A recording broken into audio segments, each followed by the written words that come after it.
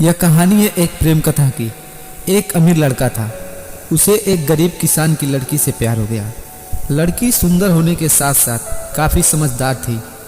एक दिन जब लड़के ने उस लड़की को बताया कि वह उससे प्यार करता है और उसे शादी करना चाहता है, तो लड़की ने कुछ सोचने के बाद उस लड़के को शादी करने से इनकार कर दिया, क्योंकि वह गरीब परिवार से रिश्ता रखती थी। लेकिन कुछ समय बाद जब ये बात उस लड़के को पता चली तो उस लड़की ने माता पिता से बात की और उस लड़की को समझाया।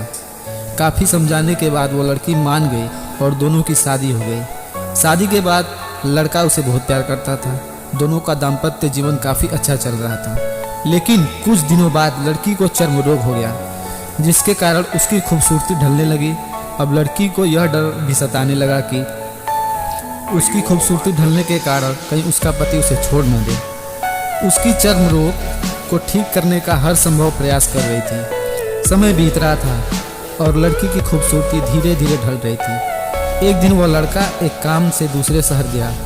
लड़का जब वहाँ से वापस आ रहा था तो उसका रास्ते में एक कार के साथ एक्सीडेंट हो गया। उस दुर्घटना के दौरान लड़के की आंखें की रोशनी चली गई। इस दुर्घटना के कुछ समय बाद उनका जीवन फिर से सामान्य और सुखी बीतने लगा। वह लड़की की चर्म रोग की वजह से दिन प्रतिदिन कमजोर और बदसूरत हो गई। लेकिन पति अंधा होने के कारण उनका दाम्पत्य जीवन ठीक चलता रहा और दिखाई न देने के कारण वह लड़का उससे पहले की तरह प्यार करता रहा। कुछ सालों बाद बीमारी के कारण उस लड़की की मृत्यु हो गई। पत्नी की मृत्यु होने के बाद वह लड़का अंदर से दुखी हो गया और वह शहर छोड़कर जाने वाला था। तभी उसके पड़ोसी ने उसे सांत्वना देते हुए कहा, अब आप तो पत्नी के बिना अकेले पड़ जाएंगे।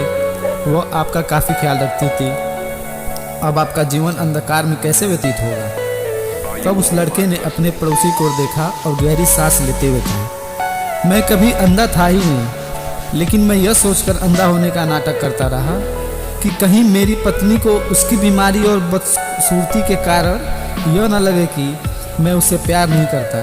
इसलिए मैं इतने सालों तक बिना कुछ कहे हुए अपनी पत्नी की खुशी के लिए अंधा बनता रहा।